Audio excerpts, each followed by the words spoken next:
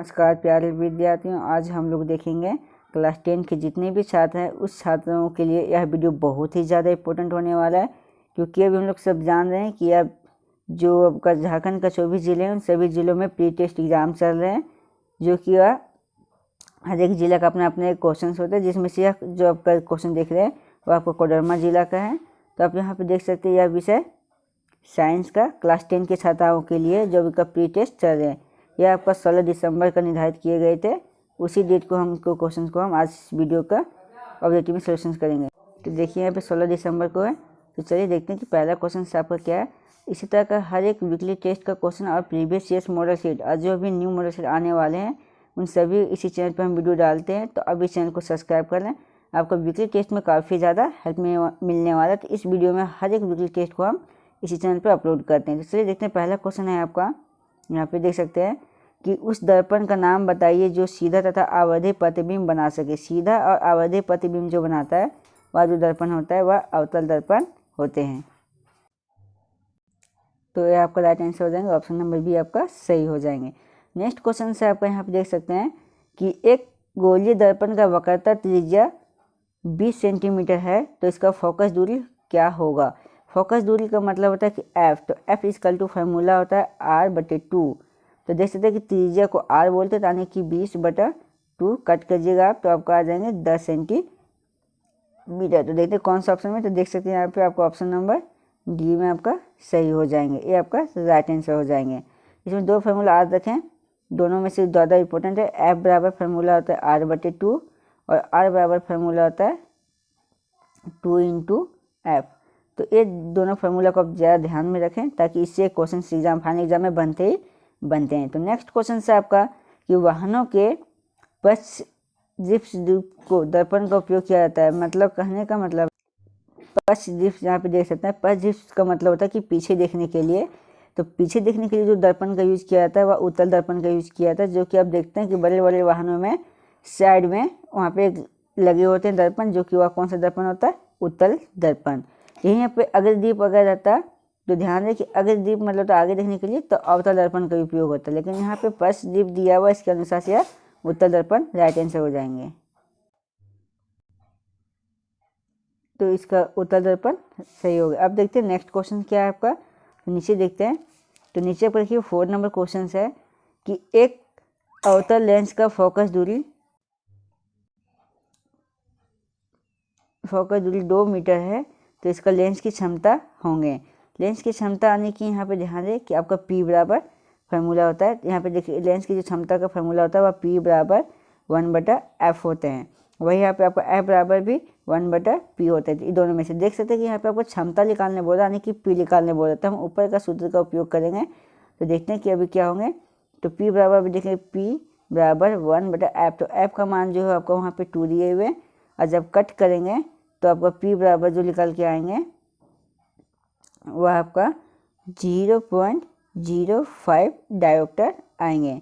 ये आपका right answer हो जाएगा। लेकिन ध्यान दें कि यहाँ पे बात कर रहा है कि अवतल लेंस, तो अवतल लेंस का जो होता है वह माइनस में होता है और उत्तल लेंस का जो होता है वह आपका प्लस में होता है। इस चीज़ को भी ध्यान में रखें इंपॉर्टेंस में। तो ये ध्यान रहे कि यहाँ पे अवतल लेंस का बात कर रहा है, तो आपका जो हो जाएगा आंसर वो आपका -0.5 डायोप्टर हो जाएंगे। तो राइट आंसर आपका ऑप्शन नंबर ए सही हो जाएंगे। अगर यहाँ पे यदि अभी उत्तल लेंस आता तो आपका बी नंबर सही हो जाता। इस तरह से आपका ऑप्शन नंबर ए सही हो जाते हैं। नेक्स्ट क्वेश्चन से आपका कि सामान्य दृष्टि का तरुण वयस्क के रूप में सुस्पष्ट दृष्टि को न्यूनतम दूरी क्या होता है। कहने का मतलब कि एक मनुष्य का जो होता है देखने की जो न्यूनतम दूरी होती है, यहाँ पे ध्यान दें कि यहाँ पे न्यूनतम दूरी का बात कर रहे हैं। यहाँ पे तो निकट मतलब न्यूनतम दूरी का बात कर रहा है, तो इसके अनुसार से जो आपका राइट आंसर हो जाएंगे वो आपका 25 सेंटीमीटर हो जाएंगे। क्योंकि मनुष्य को जो देखने की जो अंतिम जो क्षमता होती है, मतलब सबसे निकट जो होती है वो आपका 25 सेंटीमीटर होता है। ध्यान दें 25 सेंटीमीटर, कभी कभी मीटर में भी ऑप्शन रहते हैं। यही अगर दूर दृष्टि देखने के लिए तो वह जो आपका होता है वह आपका अनंत होते हैं। तो इसके हिसाब से देख सकते हैं कि यहाँ पर न्यूनतम दूरी दिया हुआ है, तो इसके हिसाब से आपका राइट आंसर हो जाएंगे ऑप्शन नंबर सी आपका सही हो जाएंगे।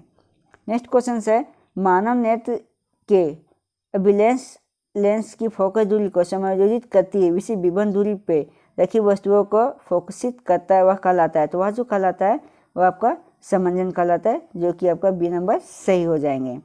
अब हमें कमेंट में ज़रूर कमेंट करके बताएं कि आपका कितना क्वेश्चन सही होते हैं। और इसी तरह का मोस्ट इंपॉर्टेंट वीडियो पाने के लिए हमारे चैनल को सब्सक्राइब कर लें और साथ ही साथ बेल आइकन को दबा लें। और इसमें हर एक वीकली टेस्ट हम इसी चैनल पर लाया करते हैं, जो कि वो भी आपके एग्जाम के लिए बहुत ही ज़्यादा हेल्पफुल होने वाला। और सारे प्रीवियस ईयर्स मॉडल सेट और न्यू मॉडल सेट इसी चैनल पे हम करवाने वाले हैं। तो देखते हैं कि न्यू क्वेश्चंस क्या है। कि यहाँ पे इस युक्ति जो किसी चालक की सिरों का विभवांतर बनाए रखने में सहायता करता है, तो वह जो सहायता करता है वह आपका बैटरी होता है, जो कि विभवांतर के चालकों को क्या करता है, बनाए रखने में सहायता करता है। तो नेक्स्ट क्वेश्चन से आपका विद्युत ऊर्जा का व्यावसायिक मात्रक होता है, तो ये जो आपका होता है वह किलोवाट घंटा होता है, जो कि ऑप्शन नंबर बी आपका सही हो जाएंगे। नेक्स्ट क्वेश्चन से आपका कि किसी विद्युत धारावाहिक सीधी लंबी पारनालिका के भी तय चुंबकीय क्षेत्र क्या होते हैं, तो वो जो क्षेत्र जो होते हैं वह सभी जगह पे समान लगते हैं, जो कि इसका जो होते हैं चुंबकीय क्षेत्र वह सभी जगह पे समान होते हैं, जो कि डी नंबर आपका सही हो जाएंगे। नेक्स्ट क्वेश्चन से कि यदि प्रतिरोध 2 गुना कर दिया जाए तो परिपथ में परिवहन धारा का मान क्या होगी, तो वह परिवाही धारा का जो मान होगी वह आधी हो जाएगी। अगर उसको 2 गुना कर दिया जाए तो उसका परिपथ आधा ही हो जाएंगे। नेक्स्ट क्वेश्चन से कि फ्लेमिंग का वाम हस्त के अंगुष्ठ के अनुसार दर्शाया जाता है, तो उसका अंगुष्ठ के अनुसार जो दर्शाया जाता है वह आपका आरोपित बल दर्शाया जाता है, इस चीज़ का ध्यान दें। बाकी जो ये आपका जो तर्जनी जो होते हैं वह चुंबकीय क्षेत्र और जो आपका माध्यमा होती है वह विद्युत धारा को दर्शाता है। तो इसके हिसाब से आपका बल जो होता है वह आरोपित बल को बताता है, अंगूठा।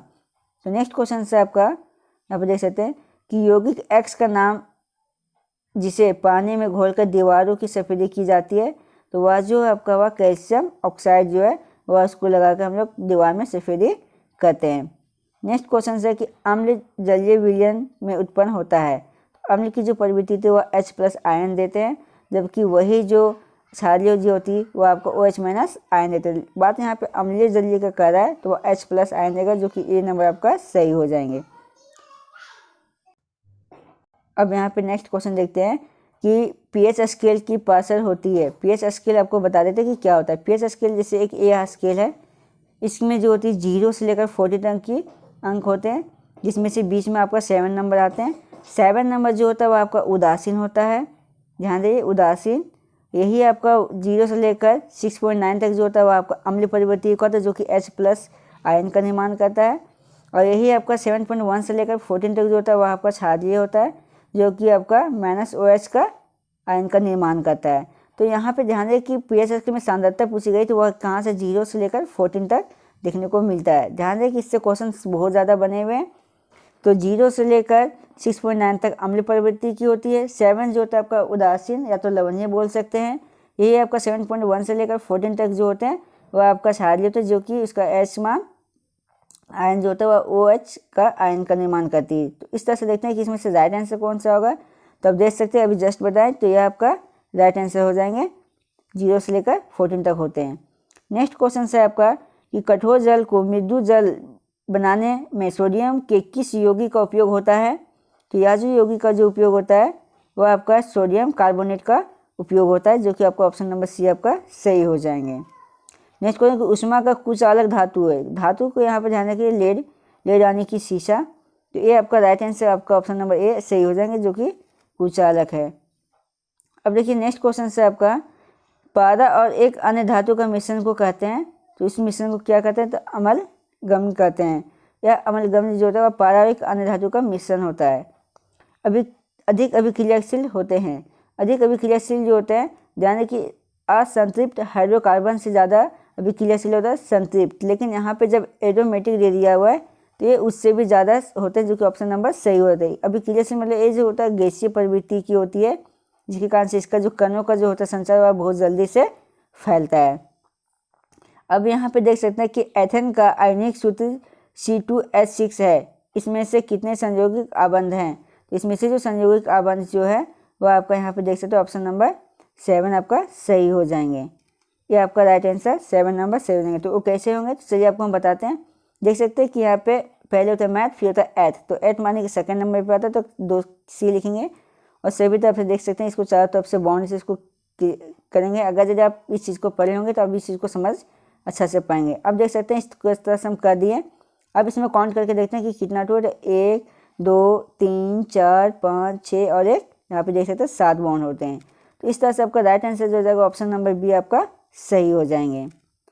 नेक्स्ट क्वेश्चन से आपका कि पेंटेन के उत्पन्न अल्कोहल का आयनिक सूत्र जो होते हैं, तो पेंटेन का अल्कोहल जो पेंटेन जो होता है वो 5 नंबर पे आता है। जो इसका आयनिक अल्कोहल के जो आयनिक सूत्र होते हैं वो आपका C5H11OH होते हैं। इसमें से आपको सबसे पहले पर्यात्मक समूह आपको आद करने पड़ेंगे। अगर पर्यात्मक समूह आद होंगे तभी आप इस चीज़ को समझ पाएंगे।